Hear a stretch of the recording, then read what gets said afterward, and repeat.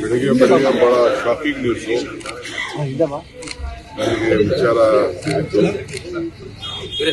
ಹಿರಿಯ ನಾಯಕರು ಯಾವಾಗಲೂ ಕೂಡ ಪಾಸಿಟಿವ್ ಆಗಿ ಆಲೋಚನೆ ಮಾಡ್ತಿದ್ರು. ನನಗೆ ಪಾರ್ಟಿ ಬಿಟ್ಟು ತಿರ್ಗಾ ಹೋಗಿ ತಿರ್ಗಾ ವಾಪಸ್ಸು ಎಲ್ಲ ಆದಾಗ ಸ್ವಲ್ಪ ಮನಸ್ಸು ನೋವಾಗಿತ್ತು.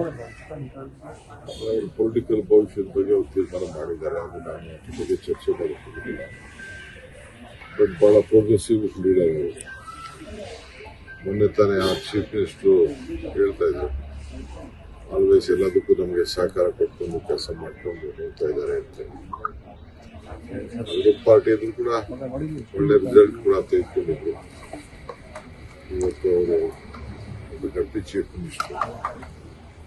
ಸೊ ಇವತ್ತು ಅವರು ನಮ್ಮಿಂದ ದೂರ ಆಗಿದ್ದಾರೆ. ಅವರ ಆತ್ಮಕ್ಕೆ ಶಾಂತಿ ಸಿಗಲಿ, ಅವರೆಲ್ಲ ಕುಟುಂಬದ ನ್ಯಾಯಗಳಿಗೆಲ್ಲ ಏನು ಆ ದುಃಖವನ್ನು ಭರಿಸುವಂಥ ಶಕ್ತಿ ಸಿಗಲಿ.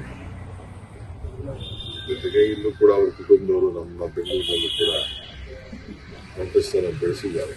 ನಿನ್ನೆ ತರ ಅವ್ರು ಬೀಗರನ್ನು ಭೇಟಿ ಮಾಡಿದ್ದಾರೆ. ರಾತ್ರಿ ನನಗೆ ಗೊತ್ತಿಲ್ಲ ಆಗ್ತದೆ ಅಂತ. ಅವೆಲ್ಲ ರಾಜಕಾರಣಿಗಳು ಬಹಳ ಹುಷಾರಾಗಿರ್ಬೇಕು.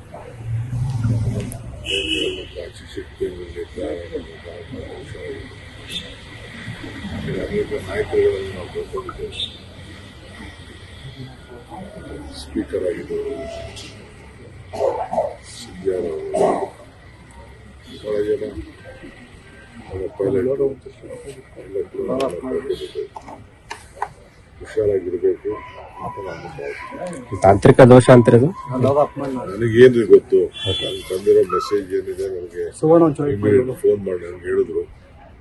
ನಮ್ಮ ಸೋಷಿಯಲ್ ಮೀಡಿಯಾ ಅವರು ನನಗೆ ತಿಳಿಸಿದ್ರು. ಬೇರೆ ನನ್ನ ಫ್ರೆಂಡ್ಸು ಕೂಡ ಬಾಂಬೆಯಿಂದ ಫೋನ್ ಮಾಡಿ ಇಮಿಡಿಯೇಟ್ ತಿಳಿಸಿದ್ರು. ಅದನ್ನೇ ನಾನೆಲ್ಲ ಮಾತಾಡ್ತಿದ್ದಿಲ್ಲ. ಇನ್ನು ಅರ್ಧ ಗಂಟೆ ಮುಂಚೆ ಹೊರಡ್ತಿದ್ದೆ. ಯಾರು ಹೊರಗಡೆ ಇದ್ರು ಏನು ಅಂತ ಹೇಳಿ ಅದನ್ನ ಚರ್ಚೆ